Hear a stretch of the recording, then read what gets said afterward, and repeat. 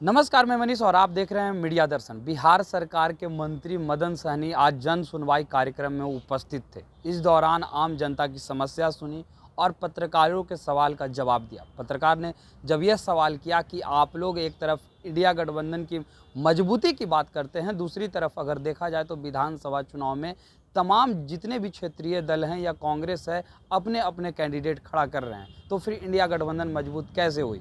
इस पर मदन सहनी ने जवाब दिया और कहा कि हम लोग विधानसभा में खुद चुनाव हर जगह अलग अलग लड़ रहे हैं, लेकिन ये इंडिया गठबंधन जो बनी है ये लोकसभा चुनाव के लिए बनी है और 2024 में हम सभी एकजुट होकर के चुनाव लड़ेंगे। आइए सुनते हैं इस दौरान मदन सहनी ने क्या कुछ कहा है। कहाँ सवाल आपके पास? सवाल तो मेन आप ही के लिए रखे हुए हैं। मैंने कब भैया के लिए रखे हैं? मध्य प्रदेश में आप लोग चुनाव लड़ रहे हैं, पहले बोला था कि इंडिया गठबंधन एक साथ बीजेपी के खिलाफ जाएगा, तो सब आपस में आप लोग लड़ रहे हैं। नहीं, आपस में कोई लड़ाई नहीं है। लोकसभा में आप इसको देखिएगा, जो गठबंधन बना इंडिया गठबंधन, उसमें पूरे एकजुटता से हम लोग चुनाव लड़ेंगे।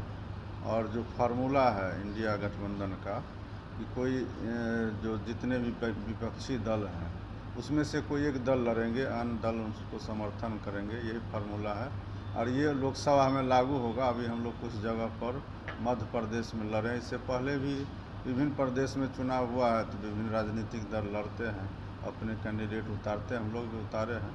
इससे जो है इंडिया गठबंधन के एकजुटता पर कोई असर नहीं पड़ने वाला। बेगूसराय में जो घटना हुई है पत्थरबाजी की, गिरिराज सिंह ने कहा है कि नीतीश कुमार ये सब करवा रहे हैं। देखिए, एक बात जान लीजिए, इतना बड़ा पर्व हुआ है पूरे बिहार में और लोग 10 दिन तक लगातार इस पर्व में पूजा अर्चना किए हैं और मेला का भी बड़ा आयोजन हुआ है। इस बार बहुत लोग जुटे भी हैं, भीड़ भी बढ़ी है। लेकिन ये तो अच्छी खबर है कि कहीं भी किसी भी तरह का अप्रिय घटना नहीं हुआ, प्रशासन और सरकार की जो है मुस्तैदी के वजह से। लेकिन हम लोग तो यह जानते हैं और मानते भी हैं कि गिरिराज सिंह जी जैसे जो नेता है भारतीय जनता पार्टी के, उनका तो रोज़गार ही यह है।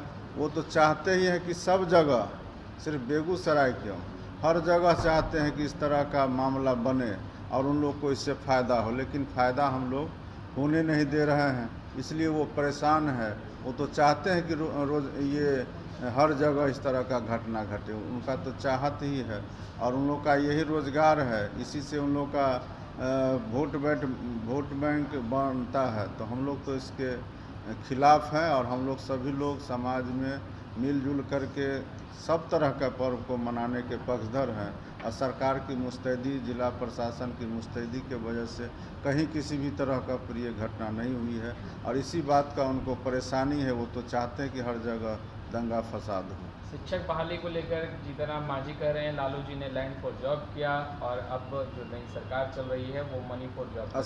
असल में जीतनराम मांझी जी बिहार में माननीय मुख्यमंत्री जी के कृपा से कहिए, सहयोग से कहिए, मुख्यमंत्री भी बने, तो ऊंचा पद तो उनको मिला ही। इसका गरिमा को उनको कायम रखना चाहिए।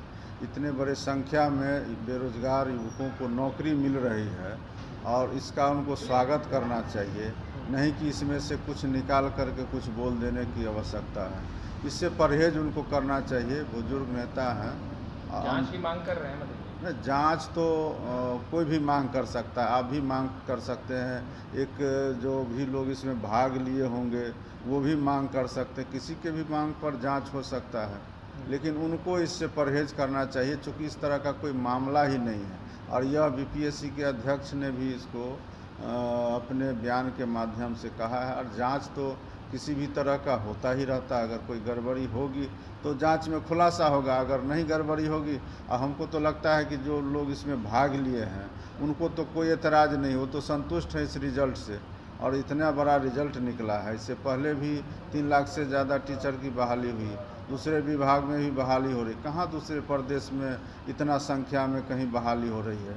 अगर बेरोजगारों को रोज़गार मिल रहा है तो हर लोग को इसका स्वागत करना चाहिए। मुख्यमंत्री जी हमेशा रोज़गार देने का बात, नौकरी देने का बात कर रहे हैं और बिहार को अगर आगे ले जा रहे हैं, तरक्की कर रहा है बिहार, तो लोग जो विपक्ष के लोग हैं उनको भी इससे खुशी होना चाहिए। विपक्ष तो करिए चुनाव से पहले केवल लॉलीपॉप दिखा रहे हैं, जिस तरीके से नहीं, 1,70,000 की वैकेंसियाँ निकाली, 22,000 का ही रिजल्ट अच्छा, दिया और फिर जो है 1,72,000 में 1,22,000 का तो हो गया ना, नौकरी तो हो गया ना।